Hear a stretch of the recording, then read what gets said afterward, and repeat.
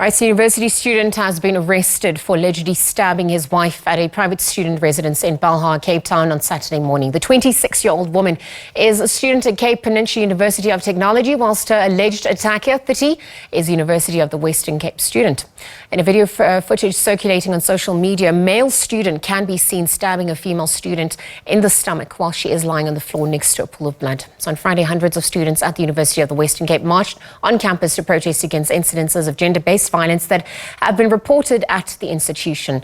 They are now calling on the University of the Western Cape to take a tougher stance against gender-based violence and to improve safety for female students on campus. Founder and president of Not In My Name International, Siyabulela Gentile, joins us now in studio for more. Sia, good afternoon. Thank you for your time with us here on the SABC. Good afternoon, Lizelle. Thank you so much. Always a pleasure talking to you. I dare say good afternoon, given the incidences that have come to the fore. Let's get your reaction in relation to what transpired at the university. It's also extended to the violence that happened in Carletonville.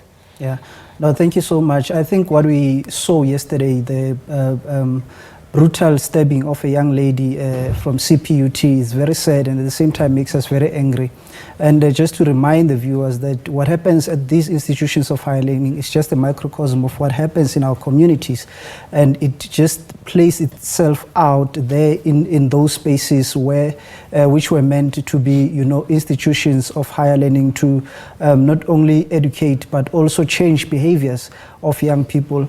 That incident, coupled with the one which happened a few hours earlier in the West Rand, where a colleague killed another colleague, brutally disemboweling them and going on to take selfies with the deceased, also goes to show the extent to which the masculinities in South Africa are so toxic and violent, and this again opens up a new level of conversation around violence in the country that says all of us need to, you know, stand up and do something about it. Our government is permanently paralyzed by inactivity. The people need to do this thing for themselves, obviously within the confines of the law. And lastly, I just want to commend the students yesterday. I wish they would have had more time to massage the perpetrator as they were doing, because I mean, we are at the point whereby young women are being killed every day in South Africa and no one is coming to save them. Sia, you've spoken about conscientizing. You've also spoken about change behavior. November, we are about to enter 16 days of activism of no violence against women and children and persons who are vulnerable.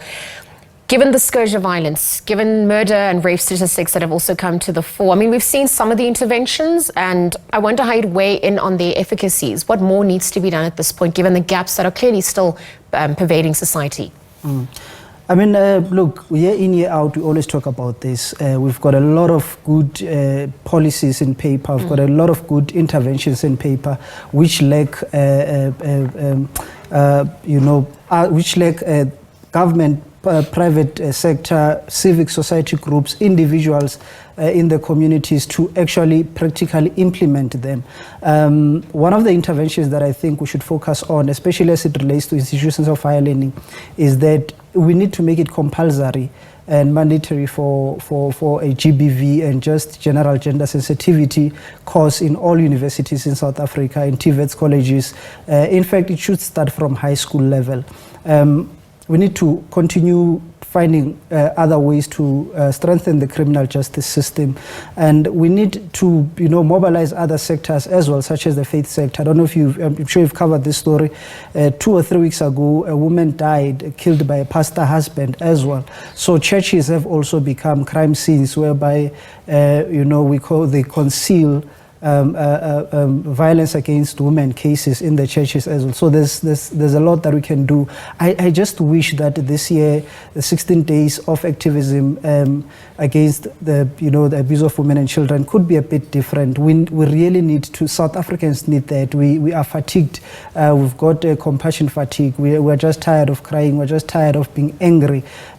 We just need to see some changes. And for the changes to happen, there needs to be a concerted and intentional effort from all of us. And perhaps not just focused on 16 days once a year. Thank you for those sentiments, because speaking about mandatory interventions, I wonder how we begin to look at the role of changing behavior and challenging toxic masculinity. What is the role of men? Perhaps also how do we look at gender roles at this point in solving this problem? I mean, it's important to note that historically, if you check that women have always been born to be at the bottom of the social hierarchy. It's even worse if you are female and black. So we need to approach our dialogues, our conversations around gender sensitivity with that at the back of our minds. We obviously need to strengthen our campaigns and programming around resocializations of boys and men. We need to review our programming also around the rehabilitation of men who are already, in presence, because our correctional service facilities were never designed to be rehabilitative in nature. You see someone going to prison for a very small thing, but when they come back being hardened criminals. That tells you that, in fact, we are making them worse there.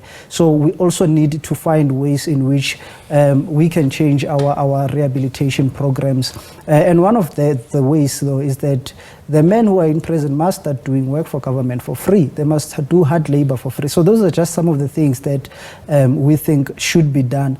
But for me, what is most important is that organizations that are in the space of either working with men and boys, or those that are working around assisting victims and survivors of gender-based violence, is that there should be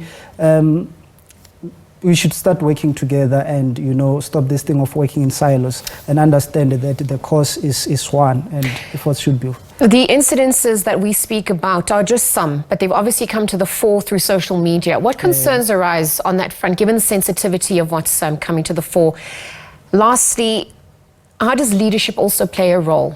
What are you observing on that front? How do we also strengthen that in South African context? I think I'll start with okay. Let me address the issue of social media. Social media, in my view, has been abused either for likes and engagements, but at the same time, there's been instances whereby we really needed. So, like the incident of yesterday, it's very gruesome. No one wants to watch that, but I feel like it will go a long way in ensuring that the perpetrator goes to prison for a very long time and never comes back. But secondly, on the question of leadership, I don't think we have any leadership to begin with. We are where we are because there is no leadership in South Africa. And so this is another opportunity for us as South Africans next year to go out, all of us, and vote for a government that will prioritize South Africans, the government that will put the needs of South Africans, that will ensure that women and children are protected in South Africa. But as things stand right now, as I said, our government is paralyzed.